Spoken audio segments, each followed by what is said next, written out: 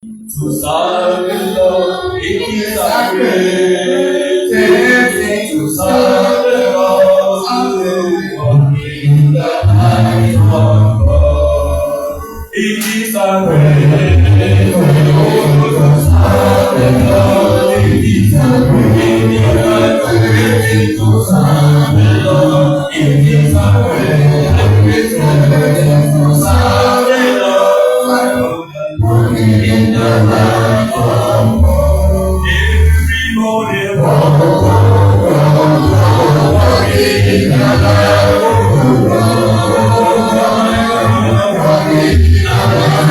of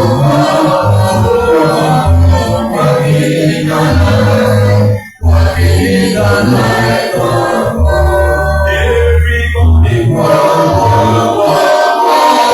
in the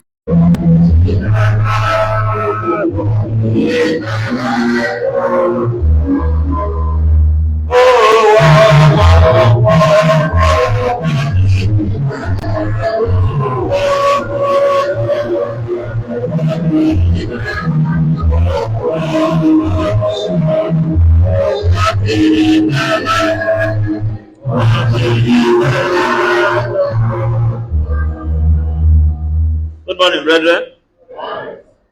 Thank God for today. Thank God for giving us another opportunity to come and worship Him in spirit and in truth. We thank God for the lesson that we've learned today. This is the time, towards the end of the year, that people begin to take stock. People begin to ask themselves, how have I fared this year? What improvements do I need to make this coming year that we are about to enter? If you go to companies, firms, you see at this time they start taking stock. What have they benefited this year? What profit did they benefit? What profit did they make this year? What do they need to do so that they will be able to do better than what they have done this year? But for that, for the coming year, how will they do better? You cannot project for the next year when you've not taken stock of what you have done this year. It is only when you have taken stock, that is when you can now find out this is what we have benefited, this is what we have done. That will also help you to make budget for the following year. By now, companies have already started making budgets. This one will be for advertisement, this will be for this will be for staff welfare, this will be for maybe award to make staff, to motivate staff motivation and so many other things. This is the time they are doing all these things. Because if they don't find out how they have fared this year, the profit they made, they will not be able to know how to do better the previous. Some companies may not have even made any profit.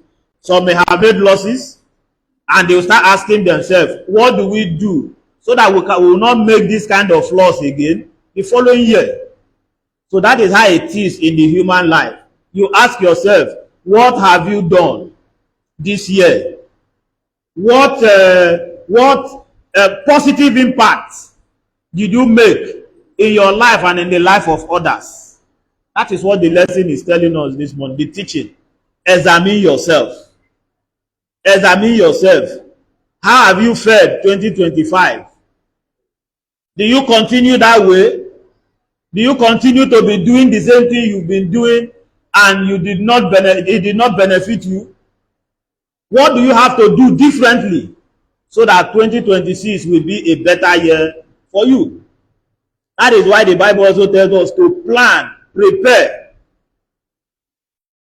You plan. You don't just go ahead and execute something without planning. You plan before you execute. You plan. You take it. How is this thing going to be? How is it going to work? How is this thing going to work for us? For me?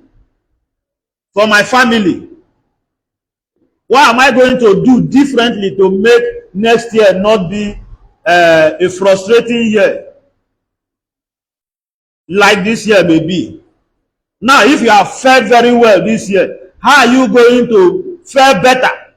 Because I understand that there is no way There is no amount of money that one can have and you say you've had enough.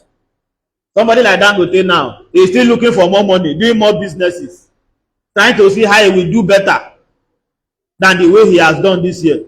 So the same thing in our life, no matter how best, no matter how successful we may think that we may have done this year, we want to do better next year. Nobody wants to be stagnant. So that is what we have learned this morning. Examine yourself. So now I'm also going to ask us on the topic I have this morning, is there a meaning to my life? Is there a meaning? We've learned this thing before, but I felt that it is another time of the year where we need to start taking stock to find out what have we done this year. Look at your life. How is it? What impact have you made this year in the life of others? What will have changed because you have lived? What will have changed because you have been in a solo?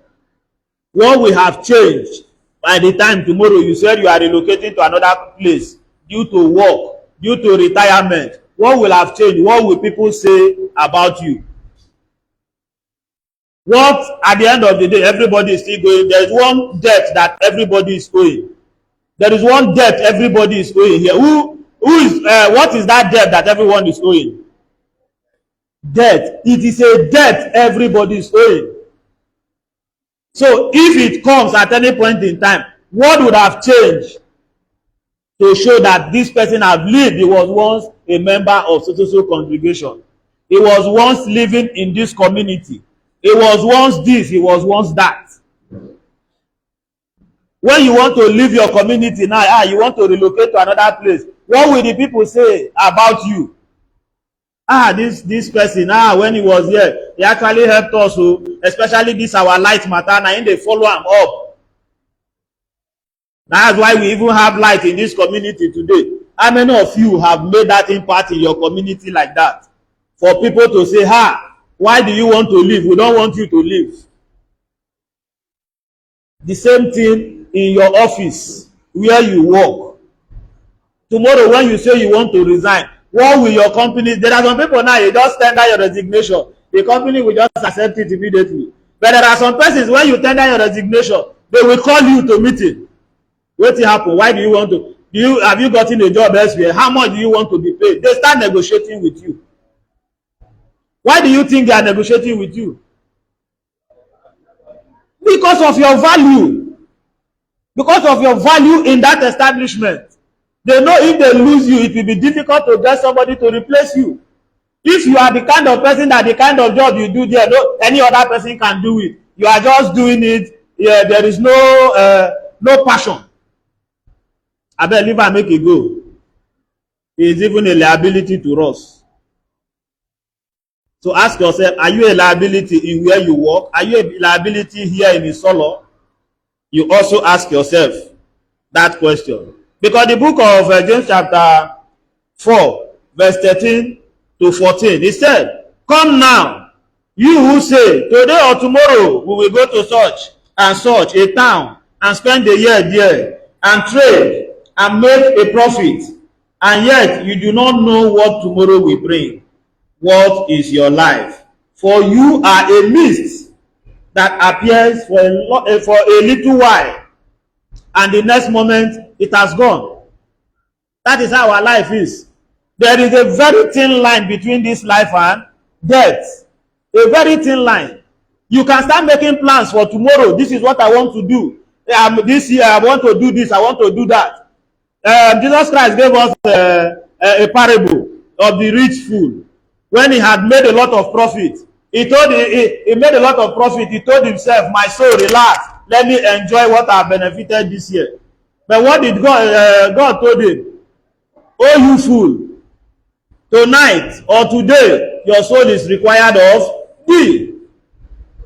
So how are you living that life that God has given to you? How are you living it? How do you live your life? Another question you need to ask yourself, why are you here? That's one of the questions I think the teacher asked. What impact? Are you a part of the solution or you are a part of the problem? You may be part of the problem that the church is trying to solve. But are you a part of the problem the church is trying to solve, or you're part of the solution to problem that the church may be going through? You ask yourself, why are you here? Is it to do as you please? Why are you here in this world? Is it to do anyhow you like, to do as you please? Because such things does not go beyond, and it does not go beyond your mind. No, I don't care about anybody. I don't care about what anybody will say. I don't care. If you don't like the way I talk, you go and hug a transformer. I don't care. That's the kind of life some of us live, both here in the church or even in our community or where we work. You don't respect anybody. You don't know that there is a hierarchy where you are working. There is somebody that is the boss. There is somebody that followed him just like that. So when there is time for respect, give respect to who respect is due. Tomorrow you may be promoted to that position and you are expecting other people to respect you when you did not respect other people. So that is just how life is. So how are you living your life here on earth? How are you living your life in the sun or that people? I always say one thing. People are looking up to us. People are looking up to you, and the same way you are also looking up to other people. So what are the people looking up to you? What are they going to say about you? What are they learning from you? Because no matter the kind of bad attitude you have, there might be some persons that, this is the kind of, I like the way this person is behaving. I want to be like that person. Then what is the impact what impact are you making in that community or in that church? Negative impact. Touch the person that is sleeping beside you. Negative impact. It's not only you. You're already grooming other people that will take over from you. That will start disturbing the church the way you are disturbing the church. That will start disturbing the community the way you are disturbing the community. There are terrors in communities now. Anywhere they go, they start disturbing everybody. Na me be omonile, na me be this, na me be that. Other children wants to also be like them when they grow. You want to be like them. The area I was living before, sometimes when I passed that area, I saw some children that were very, very small then when I was there. But anytime now, you will see them around this bowler, taking all these things they take. Some of them, when they finish taking it, they will stand. You see somebody that I don't know if that is eyes or what, or they call polos. You will stay like this. You will just be like this. Until some people you see they will go and slap him. They hot slap. So now you see this effect on people. Why do you also want to take it? So that is the thing we also need to ask ourselves. What impression are we making in the society where we find ourselves? Because no matter how bad you are, people will still copy you. After all, this person do, and myself, I want to be like this person. You want to breed negative people like yourself? That's why I'm asking. Why are you here? Is it to do as you please? Is it for personal gain? Or is it to change the world negatively or positively? There are a whole lot of people now. People are going into different kind of businesses. You look around, you stay in your community, you start looking for what this community needs. That is how you see some people start business. They start it. You see this community now. What do they really need? These people, they don't have water. In a farm, they don't have water in their farms. What if I can do this thing? What do agriculture call channeling water to farm? Irrigation, irrigation. How do I solve this particular problem? You now look for a way to channel water to those farms. You know how much you are going to make, because it is going to help those people. They will be able to farm both in raining and dry season. When I was growing up, we used to do vegetable during dry season, because during rainy season there's vegetable everywhere. Both the farms, everywhere there's vegetable, but in dry season the farms no longer have vegetable. So vegetable will not be very, very expensive. So we that stay close to the river then, we used to do that. By this time, we are big boys, we don't hammer. This we sell this thing every 3 weeks. This one they call green. They call it green. I don't know what is the we call it. We produce those things every 3 weeks. And we make money. That's the solution. You've been able to solve that particular problem. That if those things were not there, how would people survive? Especially because the fact that there is no more vegetable coming out from the farm. So now, how do you now do it when you are able to channel water to those farms? You see, you are going to make a solution. So, is it to change the world? Have you been able to change the world in that your little, how do I put it, your little ability that you have? So, why are you here? Ask yourself. Another question, is it to provide only for your descendants?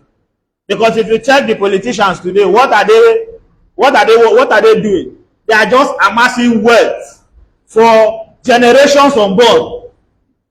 Amassing wealth, they don't care about how the ordinary man lives. The greed, they keep collecting more money, more and more and more and more. They don't care about how the next person lives. Is it to amass wealth for yourself, just for your descendants? What about other people? Now let me tell you one thing. One of the major reasons why we are here. One of the major reasons we'll find out in the book of Matthew chapter 22 from verse 37. And he said to him, you should love the Lord your God with all your heart and with all your soul and with all your mind. This is the greatest and the first commandment. Then 39 I said, and the second is like it. You should love your neighbor as yourself. Love your neighbor as yourself. That's why I now ask a question. If you do not love your neighbor that you see every day, how can you say you love God that you have not seen? A God that you have not seen, you say you love God, but you do not show that love to your neighbor. How can you say you love your neighbor, you love God when you do not love your neighbor? That's why if you see the way Jesus Christ put it, he said, and the second is like it. He did not say the second is lower than the first. He said it is like it. Love your neighbor as yourself. This covers the 10 commandments. It covers the 10 commandments. After all, the first commandment, 10 commandments, the first one said, love the Lord your God with all your heart, with all your mind, with all your strength. Then love your neighbor as yourself. Then the other one, thou shalt not steal, thou shalt not commit adultery, thou shalt not steal, thou shalt not commit adultery, thou shalt not convert your neighbor's wife. If you love your neighbor, will you steal your neighbor's property? No. So all these things, that is why Jesus Christ, when he came, he said, this love your neighbor as yourself, this covered the law. It covers the law if you love your neighbor as yourself. Because I don't think you will be able to do something bad to you. How many of you will just say now you carry needle and start choking yourself? How many? Except those that are depressed that I want to commit suicide. Or people that have taken something that their head is no longer normal. Those that have taken, according to Granel, is oncolos. Those are because they are no longer normal. Because if you are normal, you won't enjoy yourself. You won't enjoy yourself when you are normal. You will not even want to do bad thing to your brother, your son, your daughter. Not to talk of yourself. So that is where love covered all things. Love your neighbor as yourself. Love your neighbor as yourself. Now, why did God put you here? One of the reasons why God put you here is to help others. When you love your neighbor as yourself, you will want to help that person when you have the ability. There are some persons, when they come to meet you, instead of you to give the person help, you tell the person, kneel down, let me pray for you. That's what some of, especially these people in the so-called denomination. Pastor, I got a problem. This is the pastor who say, kneel down, let me pray for you. That's how one story came. The pastor, while the pastor was praying for the person, he brought out his hanky and then money fell. When that one opened his eyes, he saw the money and put the money in his pocket. Abi shebi God don answer in prayer. When the pastor now put hand in his pocket, he did not see the money. He was shame no let am talk say money fall for him pocket. You see how God has answered that one's prayer. So you have something to give somebody instead of don't worry, God will be with you. God will provide for you. God will do this. But you have the ability to support. You refuse to support. No, that is one of the reasons why you are here. The book of Galatians chapter 6, verse 9 to 10.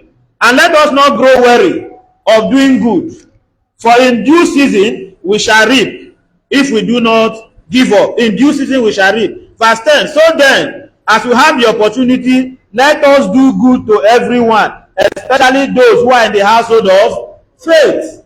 He did not say you should do good to only those in the household of faith. He said let us do good to everyone, but especially those in the household of faith. So do good to everybody as much as you can. Verse 9 says, let us not grow weary in well doing. So do not say because somebody may have done bad to you, I will stop, I will not be good to other people again because of one person. Do not grow weary. Because he said, in due season, you will reap that good that you have done. You will reap that good that you have done. Even apart from reaping it on earth, there is this song we always sing that we find Jesus Christ gave as a parable. When he said, in the last day, he will call some people, come to me, blessed of my Father, possess ye the kingdom prepared for you. Those people will now ask, when did I see you do this? When did I think there is a hymn. When I was hungry, you gave me to eat. When I was thirsty, you gave me to drink. Now enter into the home of my Father. Whatsoever you do to the least of my brother, that you do unto me. You see that song? Whatever you do to the least of my brother, that you do unto me. Because when I was hungry, you gave me to eat. When I was thirsty, the those would not ask, when did we see you? I cannot remember the time we did this thing to you. He said, whatever you do to your brothers, to the least of my brothers, that you have done to me. So apart from you benefiting from it, because some of us are still going to benefit on it while we are still on earth. If we do not benefit, our children will benefit from the goodness or the wickedness that we have done. If we do not, that's why there is this saying, they say, the evil that men do lives, no, it's not only after them, live within and after them. So some of them will repeat even while they are on earth.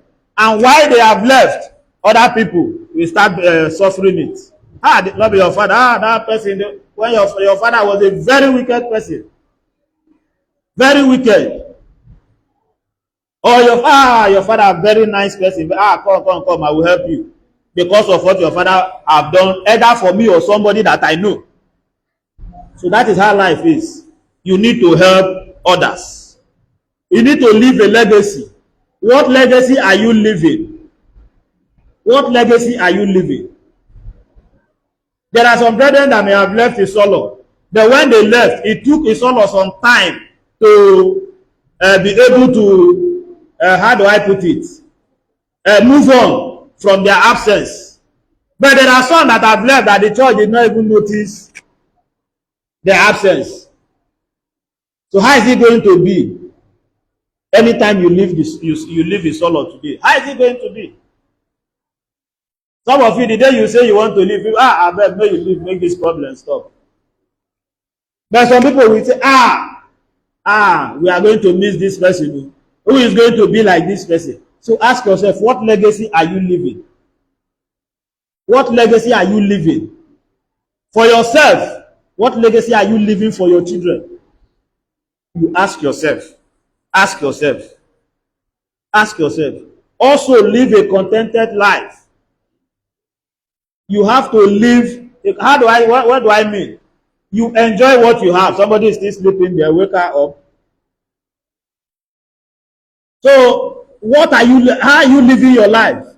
Let me tell you one thing. If you cannot be happy with what you have now, even if you have the whole world, you can never be happy. Do you know that? Even if you have the whole world, you can never be happy. There are some persons with the little they have, they just try to be happy. They make themselves happy. You will see some people, I know some of the things we post online, some of them are fake. Some of them are, you are, why is this person so joyful? Why is this person so happy? Any little thing you see the person dance, anything, the person is not, but you always have this bitterness. You ask yourself, it's the way to wake her up. Wake her up. So you see that no matter how you see, you are always bitter, even when you start getting what the thing you are always asking yourself, God has given it to you, but you are not comfortable. I don't blame you, because what did the economists say? Economists say one thing: human wants are insatiable, because you will always want more. You will always want more. You were earning 200,000. All of a sudden, they promoted you and you started earning 500,000. You now realize that 500,000 is no longer enough. If you are that person that is not contented, you now realize that it's no longer enough. But there are some people that are even living and enjoying their 100,000 or 50,000. They are managing it and they are happy. You have to live a life that is that does not depend on material things. Because if you live a life that depends on material things, my brother and my sister, you can never be happy in your life. Even if Dangote decide to hand over his everything to you, you will still not be happy, because you want to be like Warren Buffett. I think Warren Buffett is one of the richest. Even what do you call this man that own Bill Gates? This man that own X, Twitter, Elon Musk, all these ones. So you want to be like them. You will not be happy, because no, this person is not a human being. Does he have two heads? So you just try to find happiness in everywhere you find yourself. If you cannot find happiness in material things, find happiness in what you have. Find happiness in your family. Find happiness in your spouse. Find happiness in your children. Find happiness in your society. Do not start looking for things that will make you sad. That is one thing, that one kind of life that you will live, that you will regret at the end. When you always see things that will make you sad, you always see the negativity of everything. You go to a party, you go to a wedding that is supposed to be for happiness. Abi, wedding is supposed to be for happiness. You do not see the fact that two people have been joined together. People are singing, people are dancing, people are happy. But the only thing you are seeing is somebody nearly fall because he drag food. You always see the negativity of every occasion. Now that one you dey see, is that the reason why you went there? When you get home, you always want to report the negative aspect of it. Don't mind them. They don't even fit cook. No food did not go round. When there is enough food to go round, you say that they do pass themselves because they get money. In short, they just waste food just waste. They're just wasting food. Now you still go another place, they complain, say they're not there. So how can you even satisfy human being? There are some of us that are like that. Always negativity. Find happiness in what you have. There are things that you have that you're supposed to be happy with, that other people are praying for. You do not know. Other people are praying for. You have a wife. There are people that are praying that they should have wife. By this time I never still married. There are people that you have a husband. There are some of your mates that don't have. By this time I never still married. You can't be happy with that. You have children. You cannot be happy with that. You have a job, you cannot be happy with that. You have business, you cannot be happy with that. There are people that are looking for this thing you have. If you go outside now, you see a lot of people looking for jobs. That is why you see this, I don't know how many of you are doing this new life here. New life program. That is why you see this new life, are you using people here? Those people don't trek tire. But they will tell them don't pay for transport. If somebody that is not desperate, how can somebody leave school? You got admission that people are looking for. They not deceive you that what are you going to school for? Is it not money? We will give you, we will help you make money. And at the end of the day, you'll be trekking from Isolo to Aja, looking for people that will buy your product. Wreck people's life. It's only greed that can push somebody to that. You have a job that you are doing and you are collecting salary. They tell you, leave your job. Come and buy our product and start selling it and you become a millionaire. Those people can trek. You see them in bus stop, they'll be begging you for transport because they told them, don't pay for transport. Let people pay your transport or you trek. If you are not desperate, why will you go for such things? You need to be contented with what you have. Because that thing that you have, a lot of people. I remember when I was doing my youth service, I met somebody. Me and him were even sharing the same birthday, Tunji. He said he looked for admission for 10 years. 10 years. And some of you will get admission in 2 years. You will not value it. There are a lot of people that are looking for, that have been at home for years, still looking for admission. Then you get it, you will not value it. You will not face your study. You'll be pursuing what is not pursuing you. You need to be very, very careful. Leave fruits. Leave fruit. Leave fruit that people will talk about. Leave positive fruit. The book of John chapter 15 verse 8. By this my Father is glorified, that you bear much fruit, and so prove to be my disciples. Leave positive fruit that people will talk about. Let people see something good about you. I remember there was a time when I first went for offshore. I remember that time. Preacher called me. When are you coming back? I told preacher, you go reach 3 weeks. So preacher, 3 weeks, you know, go day here. But I'm asking myself now, am I still that person? I'm asking myself, am I still that person? Because I remember that it was like, because that time I'm always available. But am I still available like that? But maybe there may be reason or maybe job. So I'm also asking everyone, what fruit are you living? Let people have something to talk positively about you. Let it not always be negativity. There is always positive things that you can find when you come to church. When you are coming to church, you want to come and learn. You have an open heart. When you learn, when they teach you, you go home happy. You are happy that you've met Brother Richmond. You are happy that you've met Branesse. You greet, you go home being happy. Not when you go home, you don't see that nonsense with that person just they do. Now the only negative ones you always they see, they talk. You will not call that brother. You not see the way that person they do pass himself. Not see that lesson when they teach, he was referring to me. Why you always feel that they refer to you? Because if you have that mindset, there is nothing anybody will teach that will not refer to you. There is nothing. So let us try to be careful. Let us tell ourselves, we are entering a new year. Let us drop this negative lifestyle. Let us drop this negative lifestyle. Examine yourself. Ask yourself, which of these things is my problem? Which of these things that is making me not to be happy? Which of these things is depriving me of happiness? Drop it and tell yourself that nothing, material wealth cannot make you happy. I can assure you, if you tie your joy, your happiness to material things, you will never be happy for the rest of your life. Ask yourself, what meaning is there to your life? What will people say when you are no longer here?